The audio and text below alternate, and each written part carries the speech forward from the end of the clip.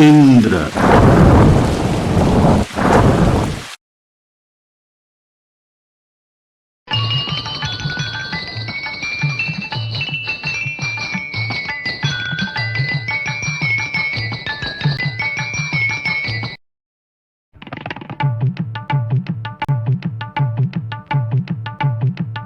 Mandalam 1, Suktam 30C.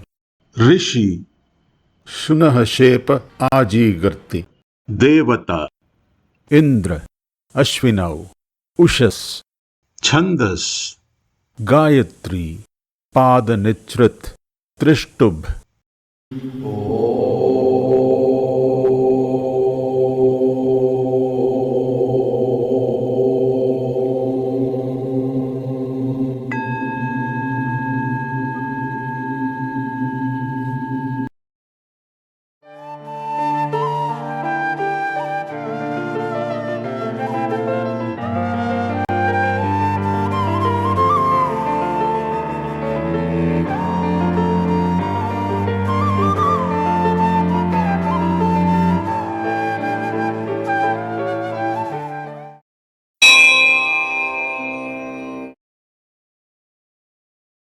Mandalam 1, Suktam 30. Rik, 16.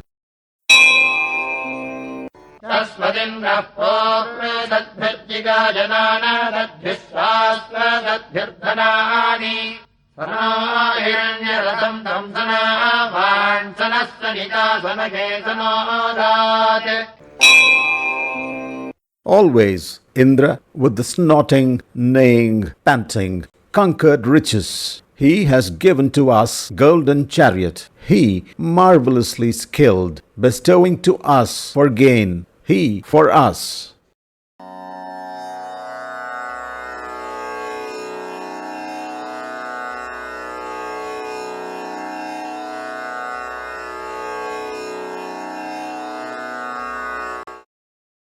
Every mortal body a most efficient machine.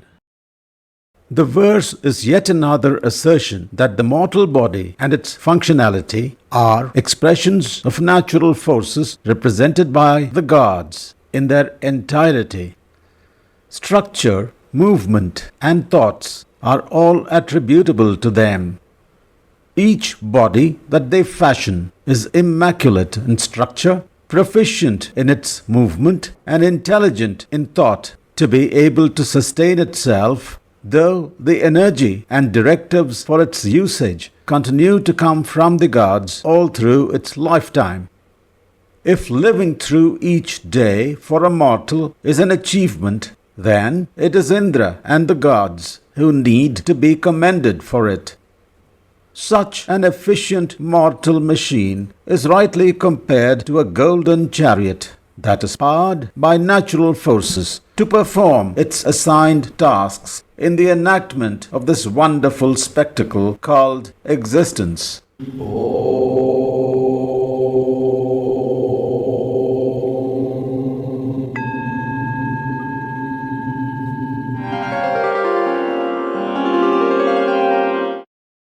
Mandalam 1, Suktam 30. Rik, 17. आश्विनामस्वामत्येकायातं सवीरया गोमर्धस्वाहिरण्यवत्. Ashwins do verily come with possession of horses, with speed and strength, two mighty ones with powerful cows consisting of gold.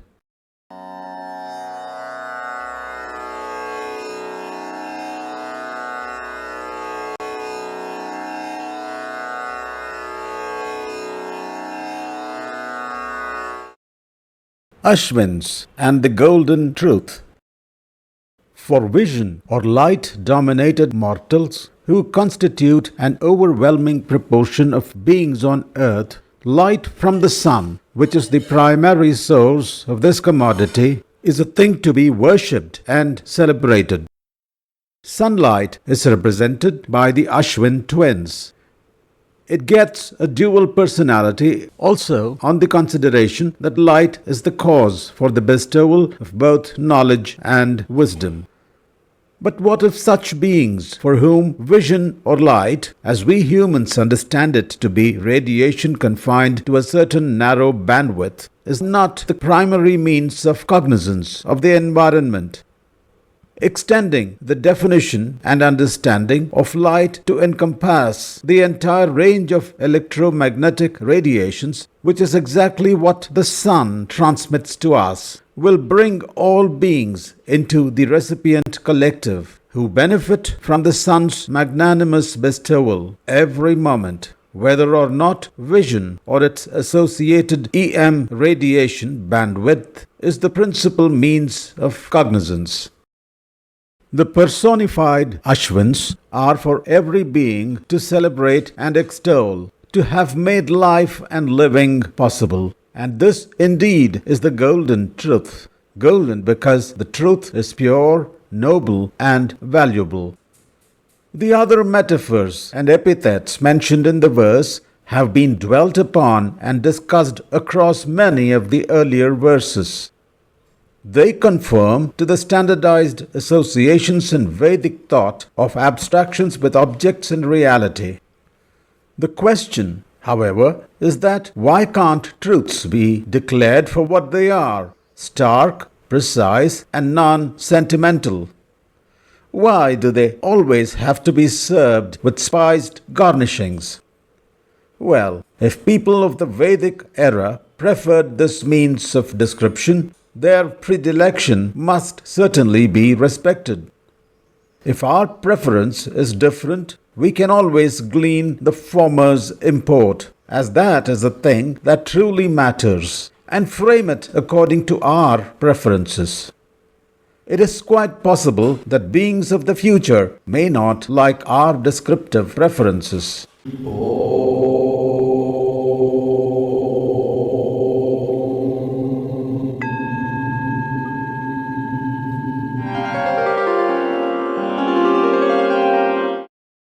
Mandalam 1, Suktam 30, Rik, 18. समानयो जनो हि वाम् रसोदस्रावमर्त्यः समुद्रे अश्विने जाते. For yoked in same way for both of you, two mighty ones, Ashwins, immortal chariot wanders in ocean.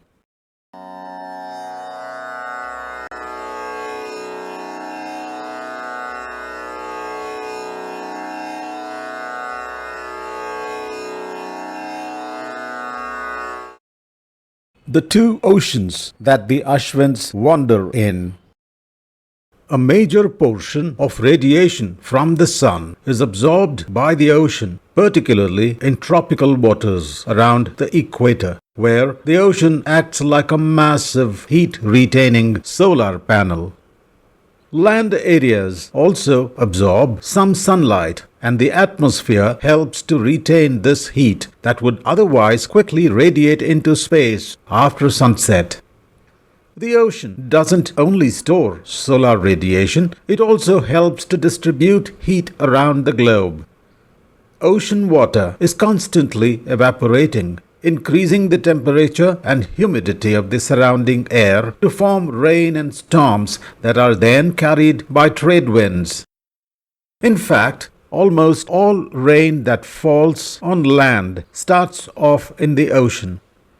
The tropics are particularly rainy because heat absorption and thus water evaporation is highest in this area. Outside of Earth's equatorial areas, weather patterns are driven largely by ocean currents. Currents are movements of ocean water in a continuous flow created largely by surface winds, but also partly by temperature and salinity gradients, Earth's rotation, and tides. Without currents in the ocean, regional temperatures would be more extreme, super hot at the equator and frigid towards the poles, and much less of Earth's land would be habitable. Vedic thought rightly attributes all this oceanic phenomena to the Ashwin twins. On Earth, they wander the watery ocean. In outer space, they wander the ethereal ocean. On both counts, they do what they are described to be doing. Knowing their nature and functionality helps mortals know and understand the truths of reality and aids them to become more conscious of the way the universe works.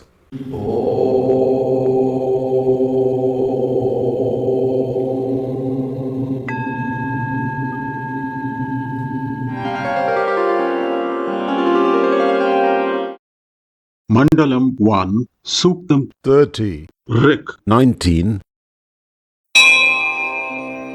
या अग्न्यस्य मूर्धनि चक्रम् रथस्य ये मधुः परिज्ञामन्यदीयते. Did sustain wheel of your chariot in continuance upon the head of undestroyable, while another wheel goes around heaven.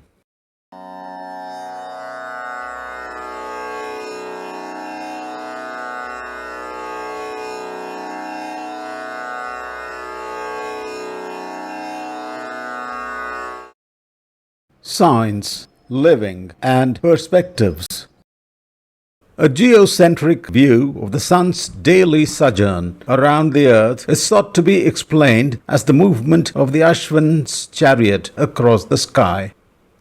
That this is a circular path is clarified by the description of one of the wheels of the chariot sustained on the pole, the undestroyable, while the other wheel goes around in heaven along tropical latitudes. In a sense, it describes the spinning of the earth around its axis. Much of this has not been explicitly said in the verse, but is deduced, given the context and the description of what the Ashwin twins are said to represent. One is bewildered, and repeatedly as well, as to why couldn't the Vedic composers use simple and candid word constructs to express their understanding of scientific truths. The only answer that comes to the fore every time is the possibility that they considered their style of composition to be simple and candid from their standpoint, and also that they did not perhaps distinguish between science and non-science, or supposed nonsense, as we do now, classifying knowledge into two mutually exclusive sections, science and humanities. For is not living tantamount to practicing science in every detail that every mortal does, knowingly or unknowingly? Politics is perhaps a pernicious plot that is practiced prejudicially, not only between contemporaries, but also between thought processes across different eras, each resorting to one-upmanship to demean the other. The criticism of the Vedic style of descriptions of natural processes is perhaps one such instance.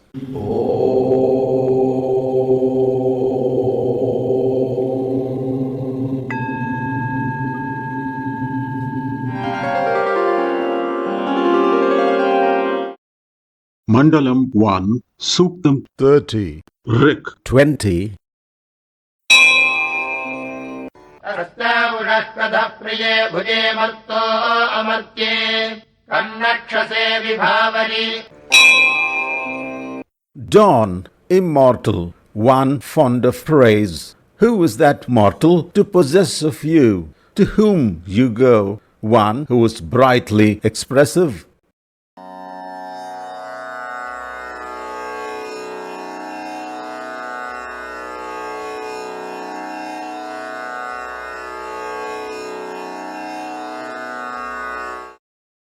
Providence and dawn's referential bestowals. Every dawn is a new beginning, imbued with vigor, brilliance, and hope. Every mortal is possessed of it in some measure. Those who sleep through it perhaps become recipients of its bestowal in the least measure. Those that are awake experience it in better measures, while those that are born at dawn may be experiencing it in near full measure. In Jyotisha Shastra, Birth time is one of many other factors that determines the personality of an individual. The answer to the question as to which mortal comes in possession of dawn's characteristics and reflects it as part of its own persona, at least in the case of being born at dawn, perhaps has to be answered by providence. For if a person's preordained path in life is determined by accumulated and as yet non-neutralized karma, as hypothesized by Vedic thought, then the birth time too will have to be preordained to equip the person with traits that can be correlated to the person's birth time, as well as the positions of the constantly moving celestial bodies at the moment of birth. That is a staggering amount of organizational computing that Providence would need to do to make a karma-driven existence to work. Every species of life form will be within its purview. Today, humans alone number 7 billion, who constitute just 0.01% of the total biomass of Earth. Plants, mainly trees, dominate life on Earth and account for about 85% of Earth's biomass. In terms of humans, that will be about 70 trillions of them, which is not considering smaller life forms and hence much larger numbers. Even with 70 trillions, imagine the effort involved in organizing existence. The gods must indeed be truly great and worthy of being worshipped.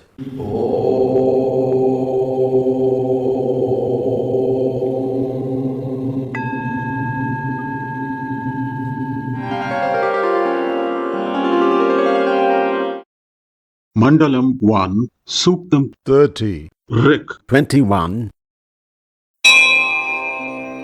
वयम् हि ते अमन्वह्यारापरागात् अस्वेन चित्ते अर्षि. For we set our mind upon you from near, from far, one who is brightly variegated, one who is mare-like, dawn.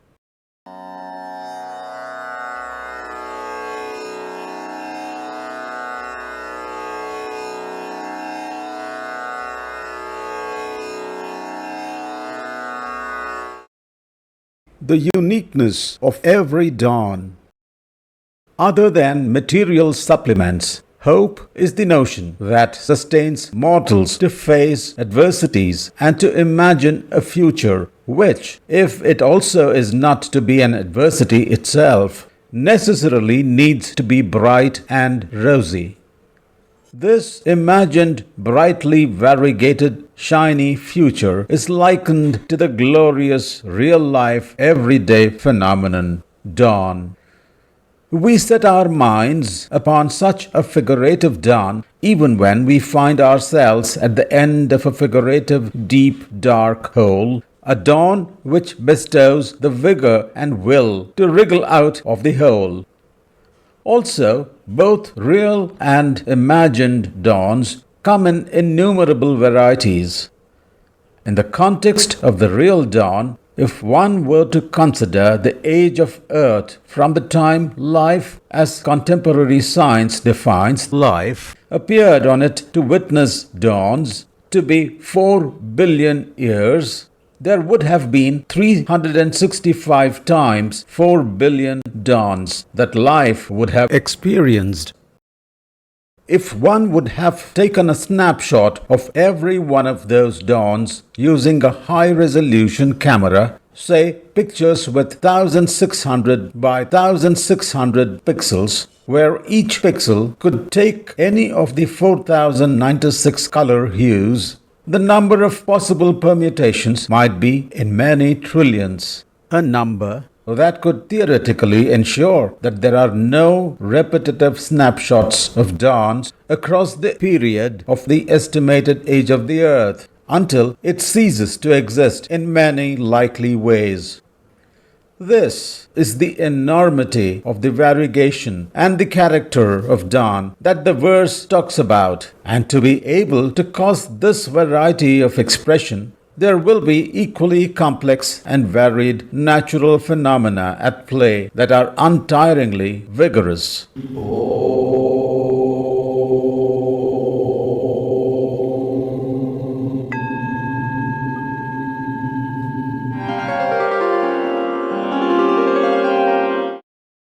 Mandalam 1, Suktam 30. Rik 22.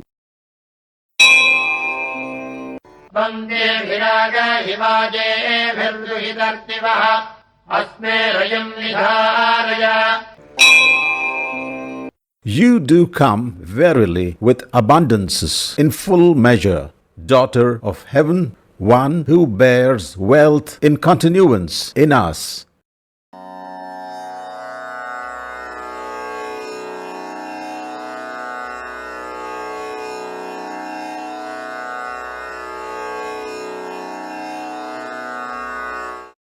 Dawn, the beautiful goddess.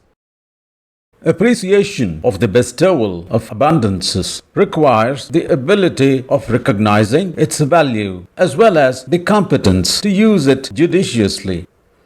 In Vedic thought, abundance or riches essentially mean knowledge that may or may not have a material form. While most natural forces or gods, particularly those designated as males, shower abundances upon mortals that could be discerned by their efforts, the feminine gods are much more expressive with their bounties.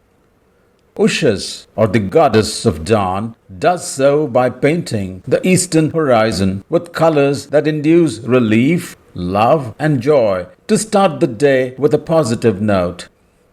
People have long been interested in the nature and impact of color. In ancient cultures, colors were often used to treat different conditions and influence emotions. They also played a role in different spiritual practices.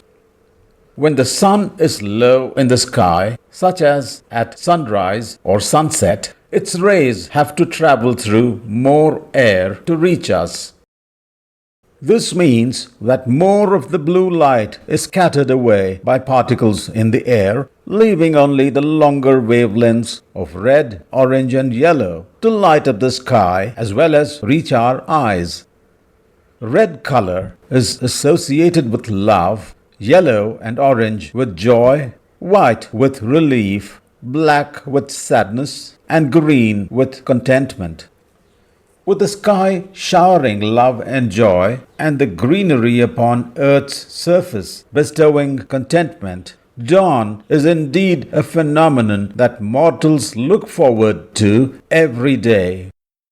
Also, a thing that bestows love, joy, and contentment is surely wealth in abundance.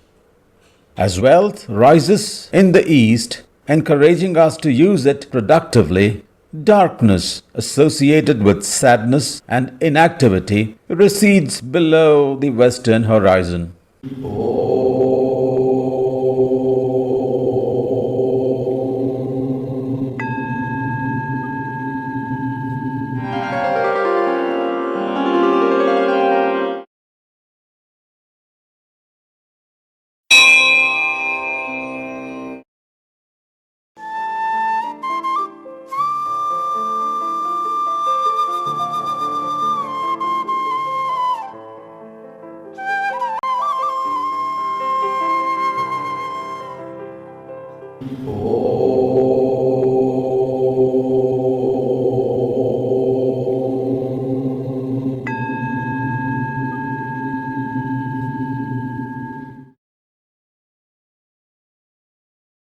If you found this video informative and relevant, please like and share it. If you would like to see more such videos in this ongoing series, please do subscribe to the channel. Thank you for viewing.